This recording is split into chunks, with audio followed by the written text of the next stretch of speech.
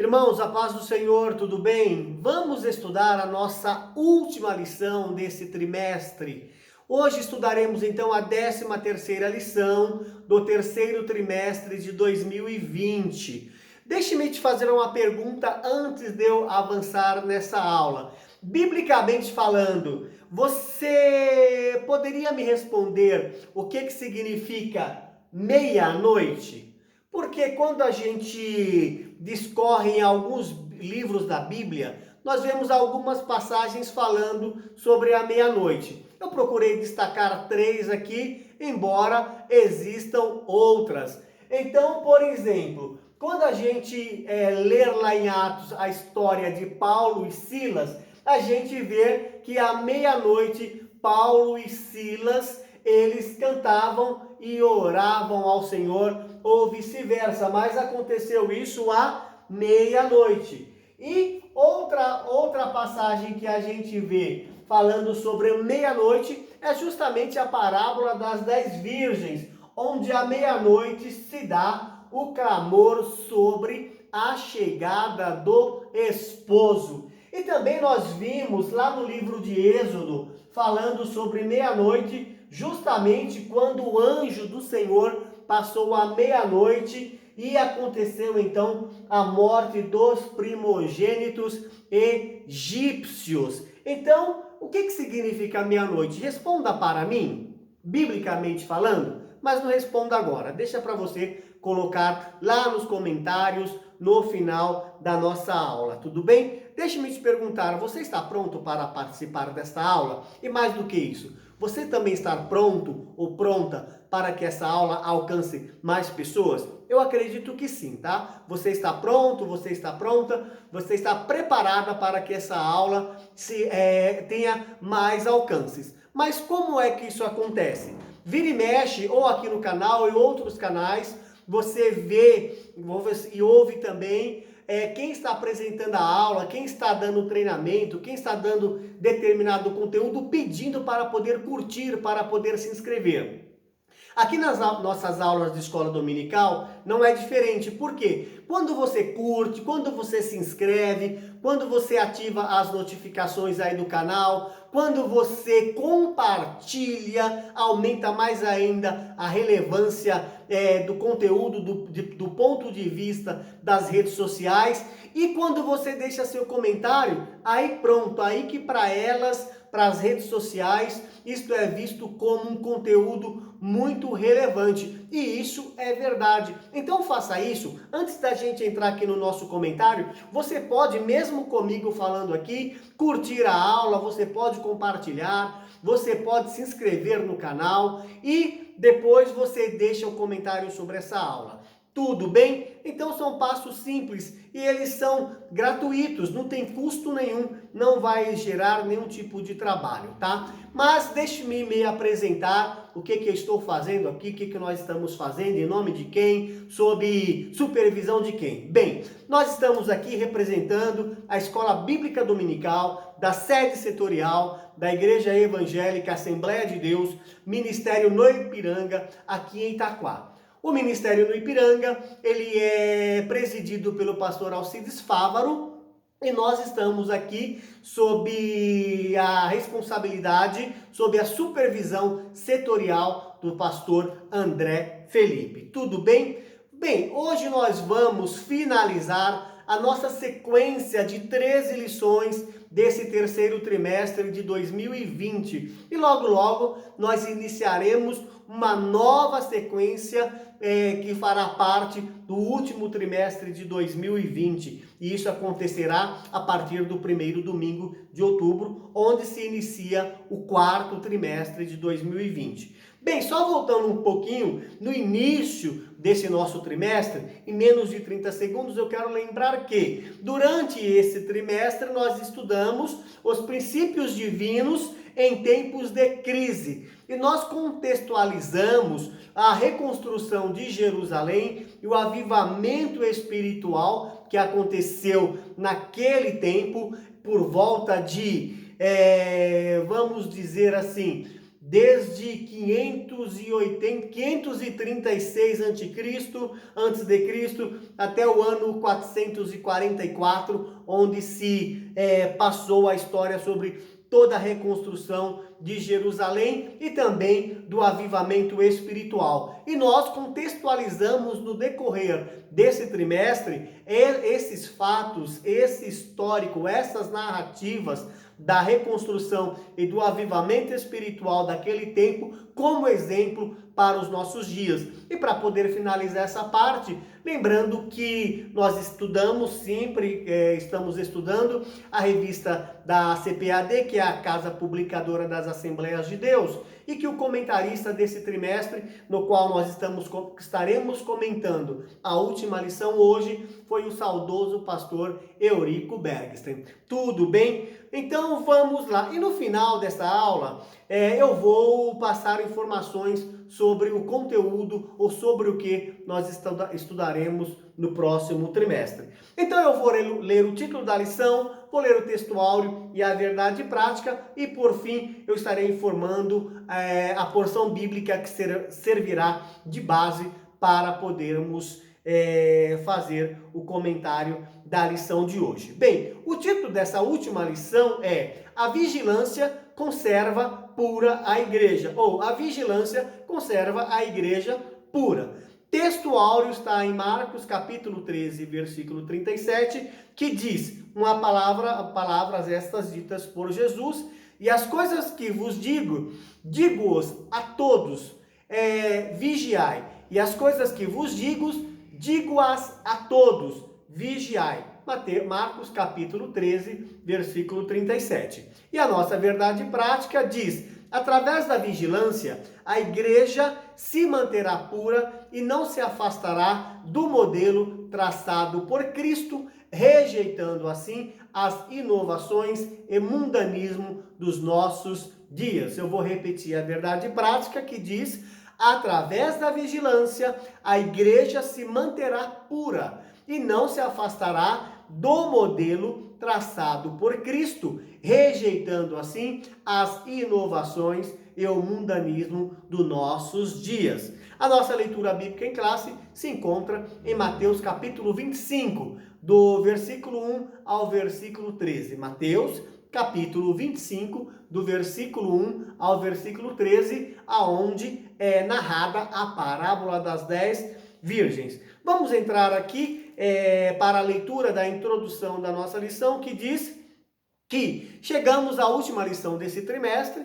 Mais uma vez o Espírito Santo quer nos despertar, dizendo que o tempo se abrevia. Então meditaremos hoje na parábola de Jesus, escrita em Mateus, no capítulo 25, onde encontramos a parábola das 10 virgens. Vimos 10 virgens que ouviram o clamor da meia-noite. 5 delas estavam preparadas para o encontro. 5 delas estavam preparadas para o encontro. Que Deus nos abra o coração para compreendermos a sua palavra, pois temos a necessidade de estar devidamente preparado. Temos a necessidade de estar devidamente preparado. Eu costumo falar que nós que estamos esperando a vinda do nosso Senhor Jesus Cristo, vamos nos preparar. Não devemos dizer que nós nos prepararemos para poder encontrar com o nosso Senhor. Na verdade, nós temos que já estar minuto a minuto, segundo a segundo, preparados. Porque na parábola das 10 virgens, as que entraram para as bodas, que entraram para as festas, para a festa, foram aquelas 5 que estavam preparadas, não aquelas que foram se preparar. Então, para nós, essa é uma lição de estarmos preparados segundo a segundo para encontrar com nosso Senhor Jesus Cristo. Tudo bem? Vamos lá. Biblicamente falando, o que significa meia-noite? O que significa meia-noite? Então vamos lá. Eu vou falar aqui de três ou quatro significados de meia-noite. A primeira parte significa, meia-noite significa o dia que já passou. o dia que já passou. Exatamente às 24 horas, o dia terminou definitivamente. Quando o relógio marca 0 horas, já se passaram então 24 horas de um dia e esse dia terminou definitivamente. Então a meia-noite biblicamente significa o dia que já passou. Tudo o que nele aconteceu pertence ao passado, tudo o que aconteceu antes da 0 hora pertence então ao dia de ontem, ao dia que se passou. Essa expressão nos fala de um dia, de um período de tempo que terminou. Então, do ponto de vista bíblico, esse período de tempo, que é o dia, significa que está para terminar a dispensação da igreja. Então, biblicamente, falando do ponto de vista bíblico, o período de tempo, um dia ou o dia, significa que está para terminar a dispensação da igreja. No momento em que Jesus arrebatar a sua igreja fiel, esse período haverá terminado definitivamente. Vivemos, portanto, os últimos momentos da igreja aqui na terra. Então, nós estamos esperando a finalização desse período, desse um dia que foi aberto para a igreja até chegar o momento do arrebatamento dela. Mas nós estamos vivendo os últimos momentos da igreja aqui na terra. Em segundo lugar, meia-noite também significa, assim como significa o dia que já passou, meia-noite também significa o início de um novo dia. Quando dá 0 hora e 1 segundo, já começou então um novo dia. Biblicamente também, meia-noite significa o início de um novo dia. E esse fato diz respeito ao mundo inteiro, né? Para em todo lugar, depois da 0 hora, depois de 24 horas, depois da meia-noite, começa-se então o início de um novo dia. Aproxima-se o momento exato, à meia-noite, quando um novo dia vai raiar. Que dia será esse? Então, o que nós estamos vendo aqui?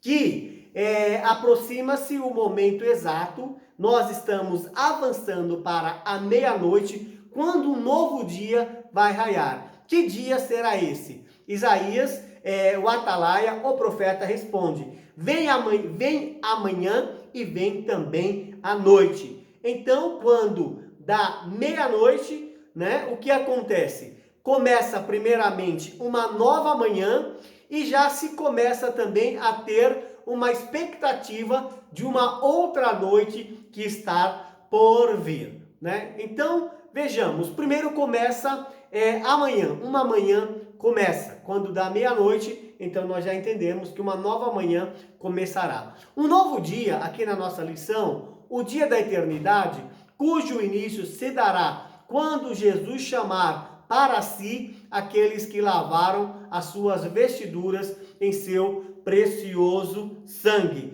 Então, um novo dia, amanhã começará. Então, um novo dia se dará início quando Jesus chamar para si aqueles que lavaram as suas vestiduras em seu precioso sangue. Ou seja, o dia do arrebatamento. Então, começa um novo dia, uma nova história na vida daquele que realmente serve a Deus e que fizer parte do arrebatamento da igreja. E esse dia, o dia do arrebatamento da igreja, ele é chamado de o dia de Jesus Cristo. Em 1 Coríntios, capítulo 1, versículo 8, 1 aos Coríntios, capítulo 1, versículo 8, a palavra de Deus diz: vos confirmará também até ao fim, para serdes irrepreensíveis no dia do nosso Senhor Jesus Cristo. Então, nós estamos vendo aqui o apóstolo Paulo, inspirado por Deus, falando sobre o dia do nosso Senhor Jesus Cristo. E também, em Filipenses capítulo 1, versículo 6, a palavra de Deus diz que aquele que em vós começou a boa obra, a aperfeiçoará até ao dia de Jesus Cristo. Então tem um dia conhecido como o dia, o dia de Jesus Cristo, que é o dia em que nós sairemos daqui da terra. Jesus Cristo virá para arrebatar o seu povo. Os que são do Senhor ressuscitarão e serão transformados. Esses a Bíblia chama de os vivos, né? Porque eles serão transformados, os vivos. E Jesus levará a sua noiva para a sala das bodas, onde a igreja e o cordeiro se unirão para todo o sempre. Ainda em 1 Coríntios, no capítulo 15, no versículo 23, nós vimos o apóstolo Paulo falando que cada um por sua ordem. Essa ida ao céu se dará em uma ordem. Então, e isso já começou. Essa ordem de ida, essa ordem de ressurreição e transformação já começou. Então, em 1 Coríntios, capítulo 15, versículo 23, a palavra de Deus diz: cada um por sua ordem. Cristo, as primícias. O primeiro que ressuscitou e foi transformado foi o nosso Senhor Jesus Cristo, e aqui identificado como as primícias. E depois os que são de Cristo. Primeiro Cristo, depois os que são de Cristo na sua vinda. É o que nós lemos aqui em 1 aos Coríntios, no capítulo 15, no versículo 23.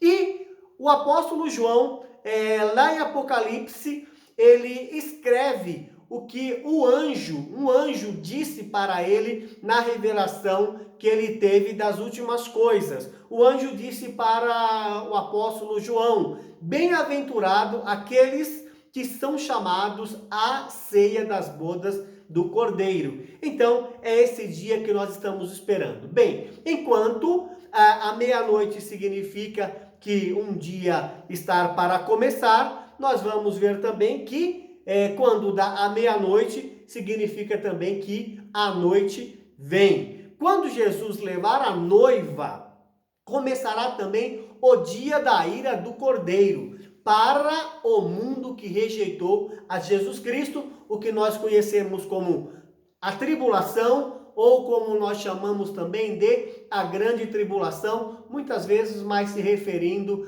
ao segundo período da tribulação, onde são intensificados os juízos de Deus sobre a face da terra. O grande lagar da ira de Deus será pisado sem misericórdia. Isso no dia da ira do Cordeiro. E esse dia não é apenas um dia. Na verdade, é um período. Assim como nós estamos nos últimos momentos do dia da igreja, o dia está relacionado a um período. O dia da ira do Cordeiro, se falando das coisas futuras, se falando da grande tribulação, não é apenas um dia. Nós entendemos e nós sabemos pela palavra de Deus que todo esse período terá uma duração de 7 anos, 3 anos e meio de relativa paz para alguns, mas já de muita perturbação para aquele que conheceu a verdade, conheceu o evangelho e não foi arrebatado. Ali já começa uma tribulação.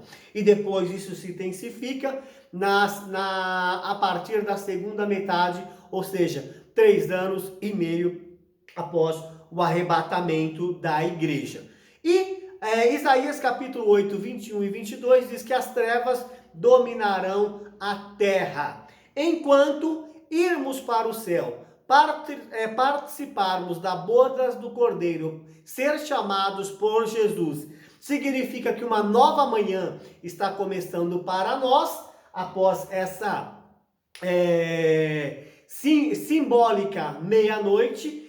Também começará então o dia de treva, começará as trevas, ou seja, uma noite agora para aqueles que não fizeram parte do arrebatamento da igreja. Em Apocalipse capítulo 6, versículo 16 e versículo 17, diz assim: aqueles que ficarem, e diziam aos montes e aos rochedos, numa determinada parte da grande tribulação, quando isso estiver de forma tão intensa, o João, na sua visão, revelou aqui que naquele dia muitos dirão aos montes e aos rochedos: caia sobre nós, escondei-nos do rosto daquele que está sentado sobre o trono, ou seja, e nos esconda da ira do Cordeiro. Esse é o momento de treva, esse é o momento de escuridão, porque é um momento em que a ira de Deus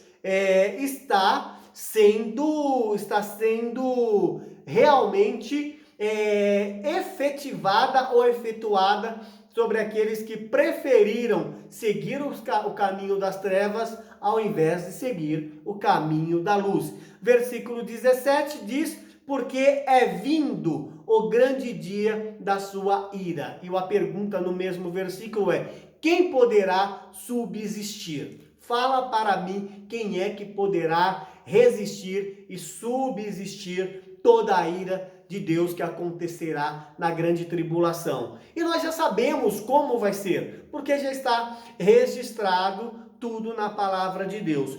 Para os homens que não houveram dado crédito às palavras de Deus, começará o dia da vingança. A ira de Deus será executada repentinamente, assim como foi nos dias de Noé.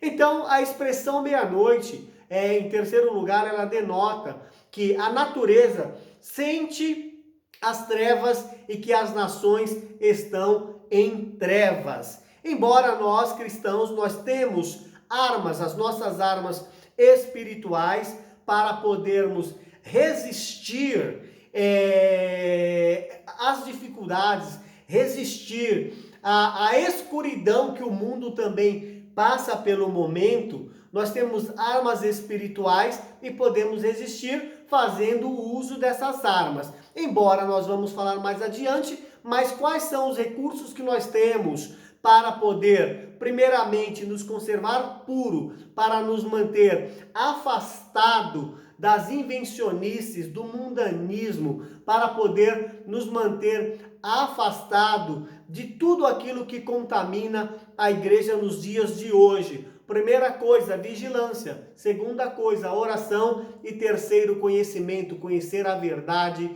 aquilo que a palavra de Deus revela para nós. Em relação ao presente, quanto à vigilância, e o que ela revela também para estarmos vigiando quanto ao futuro. Bem, para o povo de Deus, familiarizado com as Escrituras, nada parece estranho nem admirável quando vemos trevas, angústias e dificuldades. Por quê? Pois sabemos pela Bíblia que essas coisas anunciam a vinda iminente de Jesus. Nós vivemos momentos de dificuldades, o mundo passa por momentos de angústias, o mundo passa por momentos desesperadouros, mas é de se esperar que o povo de Deus, ele se mantenha equilibrado, que o povo de Deus se mantenha esperançoso, porque ele sabe, na verdade, que tudo o que está acontecendo são apenas cumprimentos das Sagradas Escrituras. Então, ele não acha nada estranho, ele não fica admirando quando vem as dificuldades, quando vem a angústia, porque nós já fomos instruídos, já fomos esclarecidos pela Bíblia, e somos esclarecidos também pela Bíblia, que essas coisas, elas estão anunciando a volta de Jesus Cristo, que está eminente. Então as nossas almas se consolam com as profecias, pois quanto mais escura a noite, mais perto estamos da vinda de Jesus Cristo. Ou seja, à medida que o tempo vai passando e mais angustiante, mais desesperadora fica a situação do mundo, dos povos, das nações, nós entendemos que mais próxima está a vinda de Jesus Cristo. Vamos ver aqui três partes que sentem a densidade dessas trevas, que sente de verdade todas as trevas, todas as dificuldades, todas as angústias que o mundo passa pelo momento. Primeiro, a natureza sente as trevas. Quando Jesus morreu, o sol deixou de brilhar e houve trevas na terra. Hoje toda a natureza geme pelas coisas que hão de sobrevir sobre a terra. Então a natureza geme pela expectação da vinda de Jesus Cristo, né? Estamos aguardando, não vemos a hora que o arrebatamento da igreja aconteça e que nós saiamos desta terra para poder morar com Deus, conforme nós acreditamos na palavra de Deus, conforme o próprio Jesus Cristo, enquanto esteve aqui, ele declarou que ia, mas voltaria para poder nos levar ao céu e estarmos morando e reinando eternamente com ele. Então a natureza sente as trevas. Então nós já vimos o exemplo que no dia da crucificação de Cristo o sol deixou de brilhar. E hoje a natureza geme por coisas que ainda hão de vir na terra. Os homens sentem as trevas. Em segundo ponto, os homens sentem as trevas. A Bíblia fala de tempos difíceis, quando o homem em particular será atormentado por tentações de todas as espécies. As perseguições à igreja, o ódio ao crente, a corrupção moral, provam que já anoiteceu há muito tempo. Então, somos cercados de trevas em função de perseguições, em função de ódios, em função de corrupção. Então, nós já temos certeza que já está escuro há muito tempo. Então, nós ainda estamos vivendo em um período turvo, em um período de trevas, porque nós estamos aguardando um novo período, um novo dia. Nós estamos aguardando a meia-noite, onde se começará um novo dia para nós. E por fim, as nações também estão em trevas, porque há guerras, há rumores de guerra, o perigo de guerras nucleares, biológicas e químicas constituem uma sombra ameaçadora que paira sobre todo o mundo. Então, nós vivemos também dias de trevas nesse sentido. Bem, e nós vimos também, eu vou falar aqui do nosso quarto ponto, que a meia-noite é a hora da vinda do noivo. Meia-noite é a hora da vinda do noivo. Durante milênios, os salvos cantaram e falaram da segunda vinda de Jesus. Muitos crentes que esperavam aquele dia já dormiram no Senhor, guardando a fé. Os que hoje vivem esperam ansiosos a segunda vinda de Jesus. A igreja espera a segunda vinda de Jesus. A primeira já se deu, quando ele veio ao mundo, cresceu entre os homens, foi crucificado, ressuscitou e voltou ao seu trono, voltou para a presença de Deus, voltou para o seu lugar de glória. Então, aquela foi a primeira vez. A igreja está aguardando a segunda vinda de Jesus Cristo. Mas, a partir da meia-noite, ninguém mais dirá que Jesus virá. Pelo contrário, à meia-noite ouvir-se-á o clamor de júbilo incontido que encherá terra e o céu. Será a noiva exclamando, chegou o noivo. Aqui, metaforicamente, nós estamos vendo que a igreja como noiva estará exclamando, chegou o noivo. Isso aqui se diz sobre o arrebatamento da igreja. Um novo dia que vai raiar, um novo dia que vai começar, um novo dia após a meia-noite. Esse será também, isso está exemplificando o arrebatamento da igreja. Naquele glorioso momento, falando do arrebatamento da igreja, naquele glorioso momento, o poder do Espírito Santo operará milagres, pois os que morreram em Cristo ressuscitarão com corpos gloriosos, e os que estiverem vivos serão transformados, e todos juntos serão arrebatados ao encontro com o Senhor nos ares. Nós encontraremos Jesus Cristo nos ares e ele nos conduzirá então às mansões celestiais no dia do arrebatamento. Seremos arrebatados ao céu para não sofrermos a dor e a desgraça que atingirá o mundo. Iremos entrar nas moradas que Jesus foi nos preparar e para as quais fomos comprados com o seu precioso sangue. Então nós estamos vendo que nós estamos próximos a clamar que o noivo chegou. O meu coração se alegra com essas palavras. Eu tenho que me conter até, porque realmente isso causa comoção. Isso causa emoção, sabermos que a qualquer momento nós sairemos dessa terra e estaremos reinando eternamente com nosso Senhor Jesus Cristo. Foi para isso que ele veio. Ele veio antes, deu a sua vida, derramou o seu sangue e nós fomos comprados então pelo sangue do nosso Senhor Jesus Cristo. E nós vamos aqui então para o nosso último tópico, que fala sobre o clamor da meia-noite, um brado de alerta. Mas à meia-noite ouviu-se um clamor, aí vem o esposo. Isso falando da chegada do esposo à meia-noite, quando Jesus Cristo contou a parábola das 10 virgens. É esse clamor que ouvimos em nossos dias.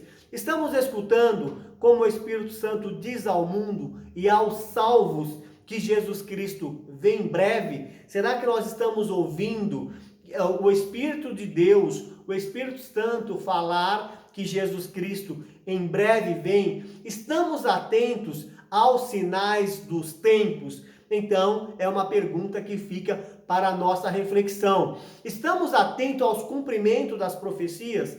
A palavra de Deus diz em Apocalipse capítulo 2, versículo 7, primeiro: quem tem ouvidos para ouvir, ouça o que o Espírito diz à igreja. Então, nós somos alertados, nós devemos ouvir o clamor da meia-noite, que é um brado de alerta para a igreja, que a qualquer momento o nosso Senhor Jesus vai vir nos buscar.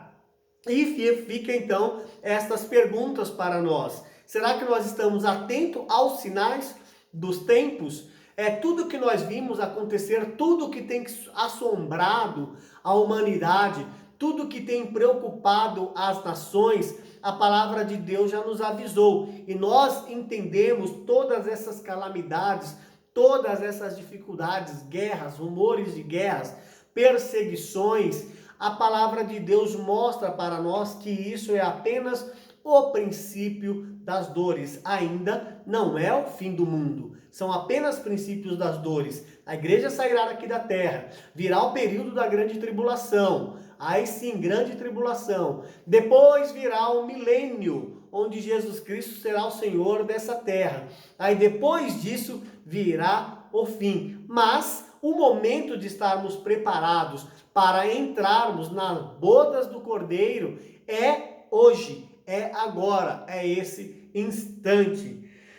Aqueles que já ouviram a voz do Espírito Santo devem divulgar as palavras eternas do Evangelho, enquanto houver tempo. Nós sabemos, eu sei que o mundo está desacreditado. Muitas vezes até os cristãos, até os crentes em Jesus Cristo começam a ficar em dúvida quanto à questão do arrebatamento, quanto à questão do dia do Senhor. Mas nós estamos vendo aqui que nós que já ouvimos a palavra, nós que já recebemos, nós que já tivemos a nossa fé despertada para essa verdade, nós devemos divulgar as palavras eternas do Evangelho enquanto houver tempo.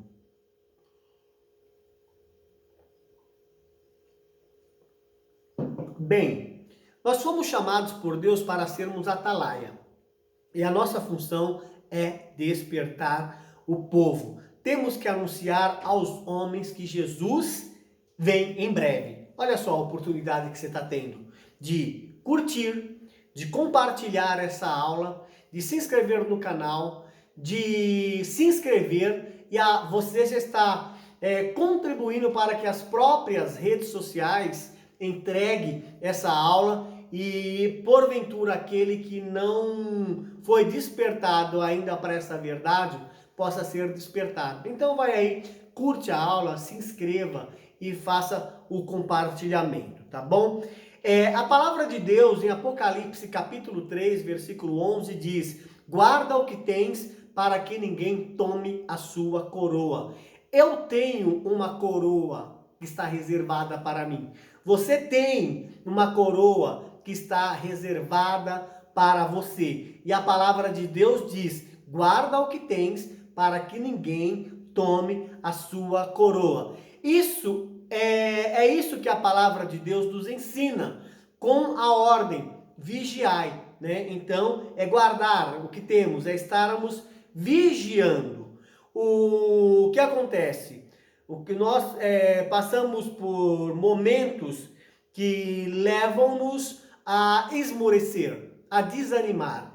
E um desses momentos é o momento de sono, mas não é o sono do corpo físico, é o sono que nós entendemos como o sono espiritual. E o sono espiritual é um sinal dos últimos tempos. O sono pode ser causado primeiramente pela desobediência, assim como aconteceu com Jonas. Ele estava em desobediência a Deus e entrou então numa sonolência, e pior ainda, uma sonolência espiritual. Então o sono pode ser causado primeiramente pela desobediência. Quando obedecemos a Deus, somos revestidos do poder do Espírito Santo para não adormecermos. Então o segredo é obedecermos a Deus para sermos revestidos, mantermos-nos revestidos do Espírito Santo e não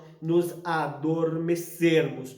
Outra coisa, seremos guardados vigilantes ou estaremos em vigilância se usarmos os meios que Deus dispõe ou põe à nossa disposição. E Ele nos desperta pela sua palavra. Lembra que eu falei antes que nós temos armas espirituais, a vigilância, a oração e o conhecimento, que é a sabedoria que nós recebemos por estar em contato com a palavra de Deus. Como é preciosa a palavra de Deus! Quem estuda com atenção encontra sempre um incentivo e despertamento. E o Espírito Santo nos conserva vigilantes e acordados. Ele é como óleo na lâmpada. E a oração é a outra arma, né? Como eu disse, vigilância, oração e conhecimento. A oração é outro fator de importância para o qual Jesus chama a nossa atenção. O que Jesus Cristo disse? Ele disse: vigiai e orai para que não entreis em tentação. Veja bem, vigiai e orai não é para que não caia em tentação. Devemos orar e vigiar. Tem a recomendação da palavra de Deus para orarmos e vigiar para não cair em tentação. Mas em Mateus capítulo 26, 41, capítulo 26, versículo 41, Jesus Cristo diz: orai e vigiais para que não entreis em tentação. Então nós temos que tomar cuidado através da oração, através da vigilância, para não entrarmos no primeiro estágio da queda. O primeiro estágio da queda é justamente estar enredado, estar justamente envolvido em uma tentação. Jesus Cristo nos orienta para que oremos e vigiemos para que não entremos em tentação. E acrescentou que o espírito está pronto, mas a carne é fraca, significando que se os discípulos orassem, o Espírito Santo prevaleceria contra a carne. É o que a palavra de Deus nos ensina. Ou nós damos lugar ao Espírito de Deus e em nós será frutificado o fruto do Espírito, ou damos lugar para a carne. Então, só que Jesus Cristo disse que o Espírito está pronto e que a carne é fraca, significando que, se os discípulos orassem, o Espírito prevaleceria sobre a carne. Bem, mas por que a oração é um recurso tão importante para nos manter vigilante? Primeiro, porque é pela oração que nós vivemos em comunhão com Deus. Então, quando nós estamos em contato com Deus, quando nós estamos em conexão, em amizade, nessa liberdade de comunhão com Deus, nós estamos fortes e felizes. Então, por isso que a oração é um fator fundamental para a nossa vida espiritual, para mantermos-nos firmes. Segundo lugar, a oração é uma arma eficaz contra Satanás. Efésios 6 e 18. diz que quando combatemos e prevalecemos contra nosso inimigo, permanecemos então vigilante. Em terceiro ponto, a oração é o meio pela qual recebemos as bênçãos de Deus. A oração nos enche da graça de Deus, ou nos enche de sua graça, e nos faz pronto para o grande culto nas nuvens, ou seja, para o nosso encontro nas nuvens com o nosso Senhor Jesus Cristo, e posteriormente, ou esse posteriormente é questões de fração de segundo, nós entrarmos então no céu. Então estejamos atentos à nossa conduta, sempre buscando a santificação e purificação, para que não apareça alguma mancha em nossos vestidos. Em 1 João capítulo 3, versículo 3, o apóstolo disse: qualquer que nele tem essa esperança. Qual esperança? A esperança que um dia Jesus Cristo vem aqui, né? Vem até as nuvens, o Espírito Santo nos leve, reúna toda a igreja, tanto aqueles que já partiram, quanto os que estão com vida, que transforme, né? E leve até as nuvens a encontrar com Jesus Cristo. E a palavra de Deus diz que qualquer que nele tem essa esperança, purifica a si mesmo, como também ele é puro. Assim estaremos sempre preparados e um dia veremos tal como ele é. Ok? Então essa é a nossa esperança. Vamos concluir a nossa aula? O que nós vimos aqui? Primeiro, que à meia-noite o dia findou.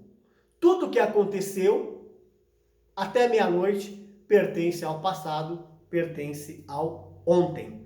Vimos também que a meia-noite é o anúncio de um novo dia, mas também a chegada da noite. E se falando do arrebatamento, enquanto para a igreja, enquanto para aqueles que forem arrebatados, é a chegada de um dia. Mas para aqueles que ficarem para a grande tribulação, é a chegada de uma noite. E a expressão meia-noite significa também que a natureza sente as trevas e que as nações estão em trevas.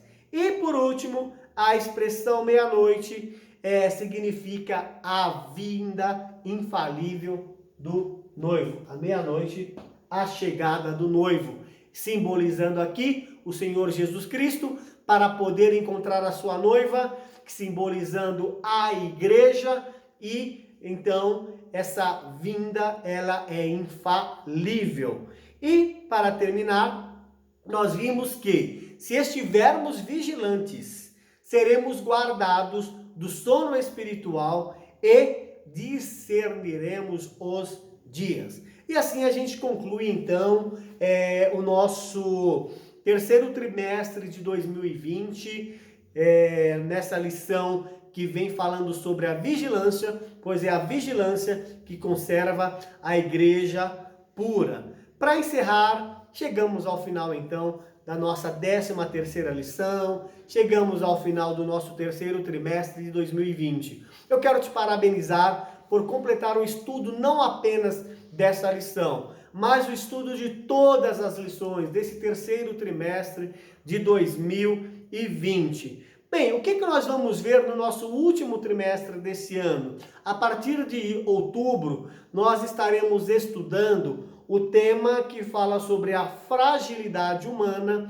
e a sabedoria divina. Bem, você gostou do comentário desta lição?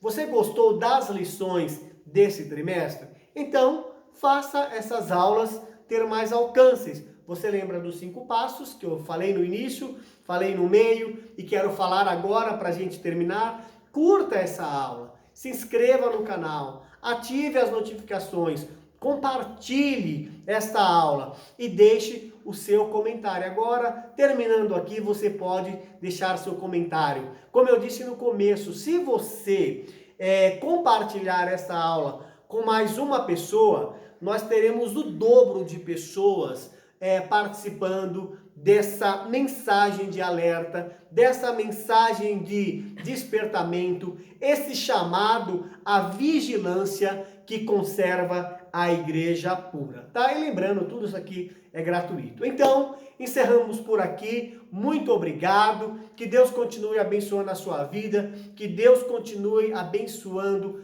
a vida da sua família. Eu quero a sua companhia no nosso último trimestre de 2020 e eu também quero a sua companhia na nossa próxima aula, que estará disponível domingo próximo para nós continuarmos aprendendo a palavra de Deus, ok? Muito obrigado, até a próxima aula.